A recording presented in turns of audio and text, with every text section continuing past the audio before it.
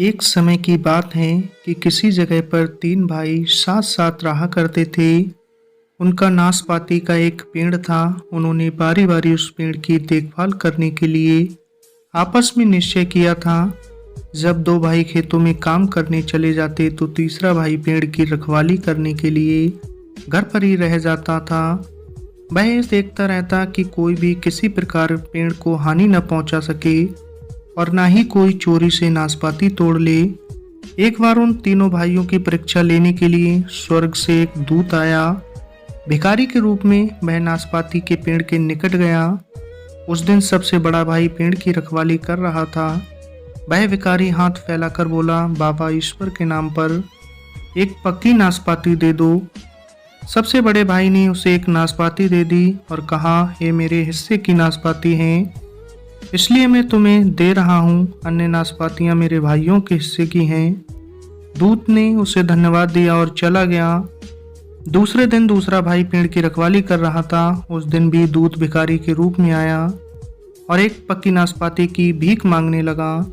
दूसरे भाई ने कहा, यह लो न, ये नाशपाती मेरे हिस्से की है, परंतु मैं और नहीं दे सकता क्योंकि ये मेरे भाइयों के हिस्से की हैं। दूत दूसरे भाई को भी धन्यवाद देकर चला गया। तीसरे दिन जब दूत सबसे छोटे भाई के पास आया तो उसने भी अपने बड़े भाइयों की भांति उत्तर दिया। अगले दिन प्रातःकाल दूत साधु के रूप में उन तीनों भाइयों के घर गया। उस समय तक वे सभी घर पर मौजूद थे। साधु ने कहा, बच्चों मेरे साथ आओ, नाशपाती के पेड़ की रखवाली करने की अपेक्षा मैं तुम्हें अच्छा काम दूंगा। तीनों भाई उसके साथ हो लिए। चलते चलते वे दूर एक बड़ी गहरी नदी के किनारे पहुंचे। साधु ने सबसे बड़े भाई से पूछा, बेटे मांग क्या मांगता है? सबसे बड़े भाई ने कहा, कितना अच्छा होता यदि इस नदी का जल मदिरा में बदल जाए और उसका मालिक मैं बन जाऊं। साधु ने अपनी छड़ी घुमाई और सारी नदी मदिरा की हो गई। लोग बड़े बड़े पीपों में मदिरा भर भर कर ले जाने लगे। कुछ देर में ही ऐसा मालूम पड़ने लगा मानो एक बड़ा व्यवसाय हो रहा हो। लोग अपने अपने काम में व्यस्त इधर उधर भाग रहे थे और सबसे बड़े भाई को सम्मान पूर्वक मालिक मालिक कहकर संबोधित कर रहे थे। दूत जो साधु के वेश में था बोला, तुम्हारी इच्छा पूरी हो गई, तुम धनवान हो गए, परंतु गरीबों को मत भूल जाना, उनका ध्यान रखना। सबसे बड़े भाई को मदिरा के व्यवसाय में लगाकर साधु दोनों भाइयों के साथ आगे बढ़ चला। वे एक ऐसे बड़े मैदान में पहुंचे जहां की बहुत से कबूतर दाना चुंग रहे थे। दूत ने दूसरे भाई से कहा, मांगो, तुम क्या मांगते हो? दूसरे भाई ने उत्तर दिया, यदि ये कबूतर बदलकर भेड़ हो जाएं और मैं इनका मालिक बन जाऊं तो इससे सुंदर और क्या होगा। दूत ने पहले की भांति अपनी छड़ी घुमाकर फिर से पहले जैसी रेखाएं बना दी। सहसा पूरा मैदान भेड़ों से भर गया। घर और दालान बन गए। स्त्रियां भेड़ों को धोने लगीं और पनीर बनाने लगीं। कुछ लोग बाजार में बेचने के लिए मांस तैयार करने लगे और कुछ उनकी सफाई में लगे हुए थे। वे सभी अपनी अपनी कार में व्यस्त थे और दूसरे भाई को उन्होंने अपना मालिक समझ लिया। दूत ने कहा, अब तुम्हारी इच्छा पूरी हो गई, तुम सुखी और संपन्न बन गए हो, परंतु निर्धनों का ख्याल रखना। तब दूत और सबसे छोटा भाई वहां से चल दिए। कुछ दूर जाने के पश्चात दूत ने कहा, बेटे तुम भी कुछ मांग लो। सबसे छोटे भाई ने चुपके से कहा, मुझे केवल एक ही चीज चाहिए और वह है एक धर्मपरायण स्त्री। दूत ने कहा, बेटे तुमने बड़ी कठिन चीज मांगी। संसार भर में केवल 3 धर्मपरायण स्त्रियां हैं। उनमें से 2 विवाहित हैं, तीसरी राजकुमारी है जिसके साथ विवाह करने के लिए 2 राजा प्रयत्न कर रहे हैं। आओ हम लोग भी राजा के पास चलें और तुम्हारी इच्छा उनसे कहें। अतः वे उस नगर की ओर चल पड़े जहां राजकुमारी रहती थी। लंबी यात्रा के कारण थके हारे वे राजमहल में घुसे।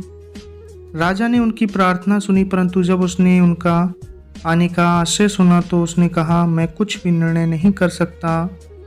2 राजा और नवयुवक तीनों मेरी बेटी से विवाह करने के इच्छुक हैं।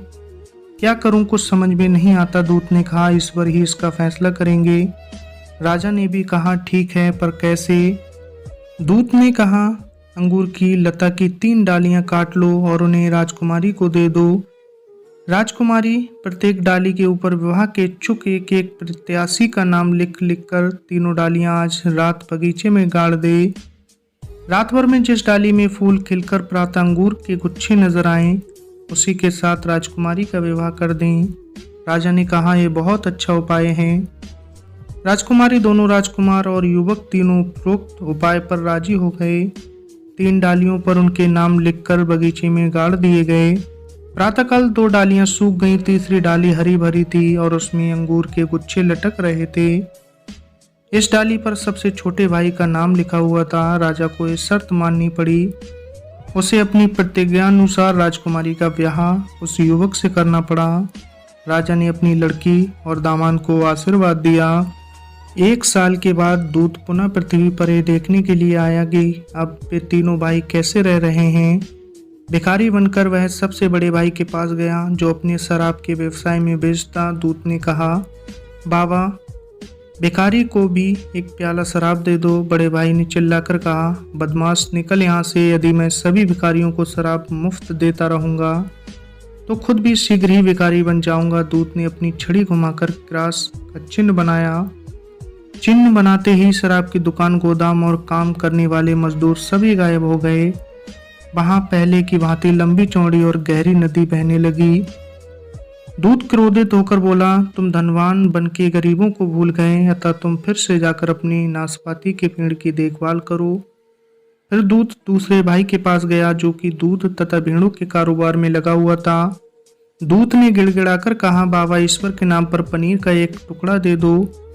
दूसरे भाई ने कहा, अबे भाग यहाँ से, नहीं तो कुत्ते से फड़वा दूंगा। तुम्हारे जैसे आलसियों को मैं पनीर नहीं देता।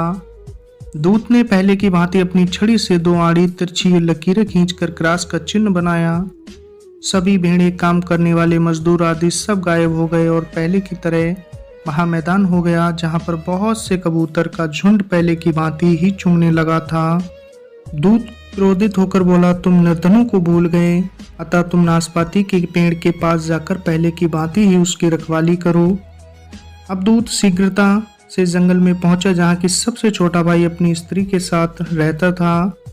वे दोनों एक झोपड़ी में रहते थे और उन्हें रुपये पैसे की बड़ी तंगी थी। दूत, जो कि अब भी भिखारी के वेश में था, उनके निकट गया। भगवान तुम्हारा भला करे, मुझे खाने को कुछ भोजन और रात के लिए आश्रय मिलेगा। सबसे छोटे भाई ने कहा, हम लोग निर्धन हैं, परंतु आप यहाँ रहें और जो कुछ रूखा सूखा हमारे पास है उससे हम आपकी सेवा करेंगे। पति पत्नी दोनों ने दूत को आग के निकट सर्दी से बचने के लिए स्थान दिया। पत्नी ने रात का भोजन अलग अलग 3 आदमियों के लिए रखा। वे इतने गरीब थे कि उनके पास आटा तक न था। उन्होंने पेड़ों की छाल को कूटकर उसके आटे से रोटियां बनाई थीं। उसकी पत्नी शर्म के मारे मरी जा रही थी। उसने कहा, हम लोग बहुत ही लज्जित हैं, आपको खिलाने के लिए हमारे पास आटे की रोटियां तक नहीं हैं। दूत हंसता हुआ बोला, चिंता ना करो। छोटे भाई की पत्नी जब भोजन लेने के लिए रसोई में गई तो देखा कि रोटियां गेहूं के आटे की हो गई हैं।